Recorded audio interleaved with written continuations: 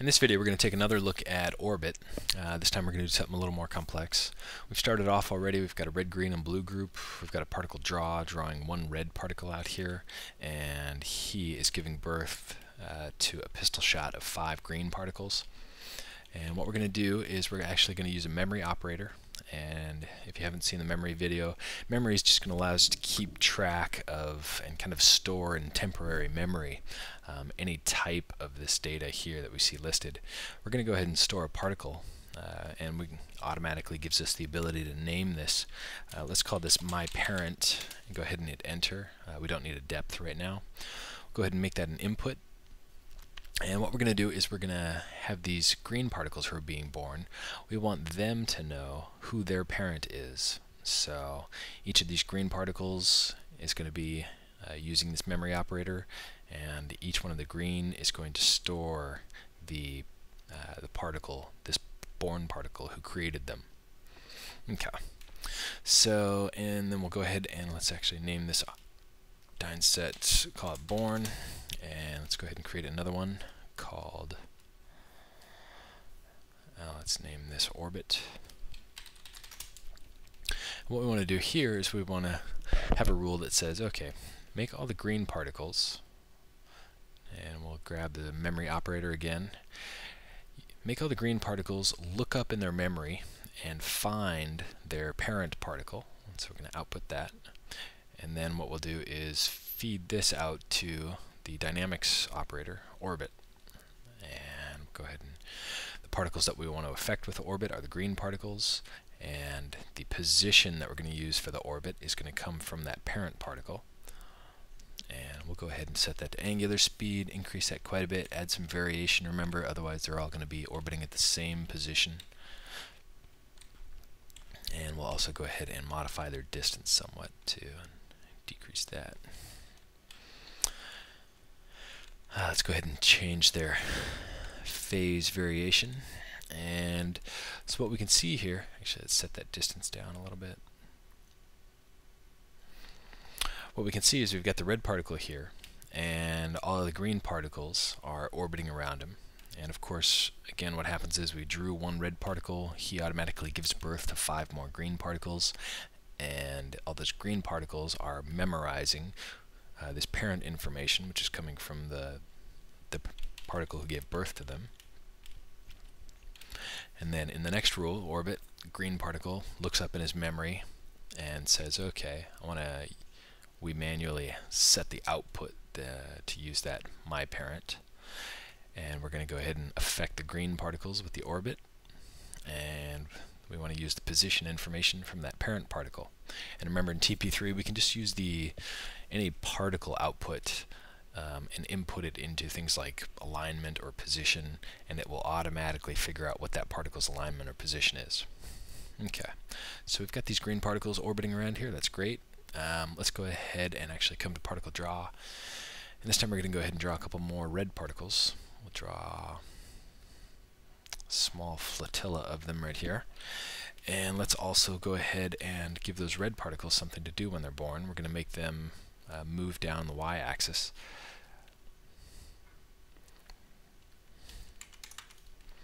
A little bit of angle variation, quite a bit of speed, but lots of variation there.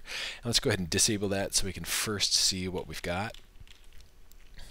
We can see that each of these red particles is giving birth to a bunch of green particles who memorize their parent, and so we can see then those green particles are then looking up their parent information in their memory operator and using that to control who they orbit or where they orbit.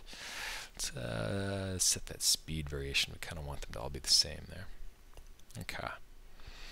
So now we'll come back into the born, and we'll go ahead and turn on that velocity, and what we'll see is that, oh, that's way too fast. Let's go ahead and drop that down.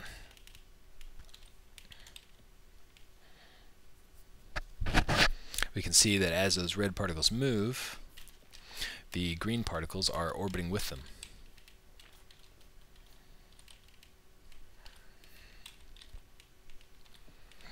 So pretty standard there. Now what we want to do is make it a little more complicated.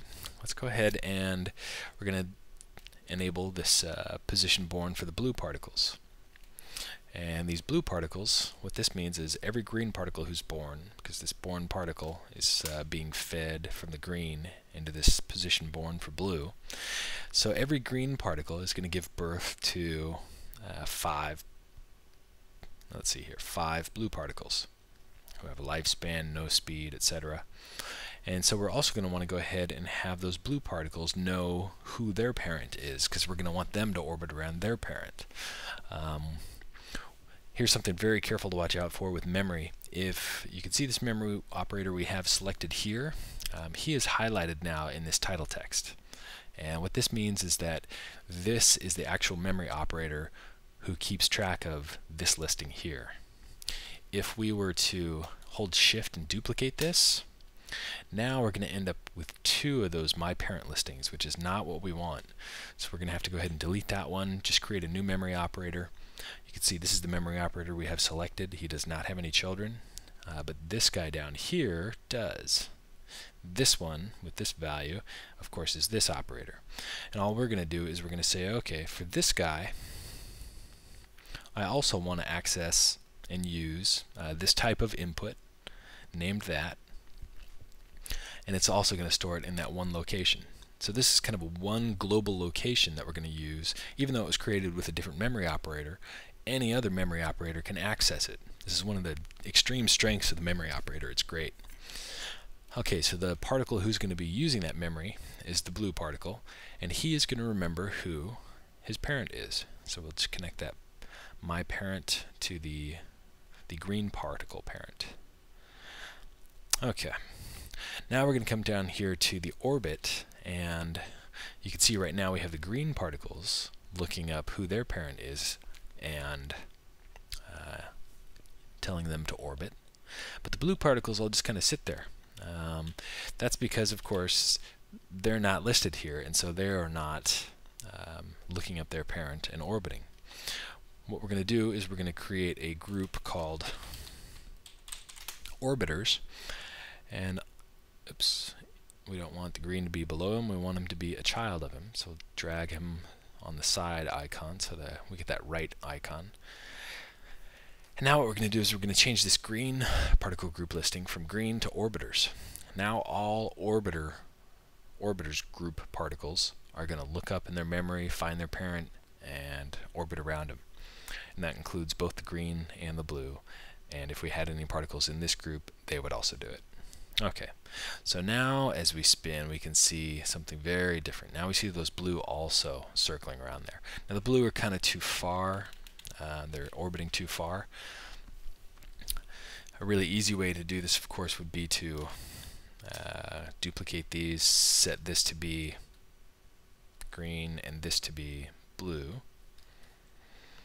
And you may have heard me mention before in one of the previous videos that you do not want more than one p-pass operator in a dynamic set at a time. This is one of those cases where these two p-pass operators are not interacting. You can see there's no connections shared between them, and so this is a safe way to go. And so the blue particles, we're going to go ahead and set their distance. We're going to decrease that and make them hug much more closely their green particle. Give a little bit of distance in there. Nope, nope. Okay. So now what we see, we definitely see those blue particles hugging close to their greens. Although they're not going very fast. Let's actually increase their rotation. The blue pulling his parent. Okay.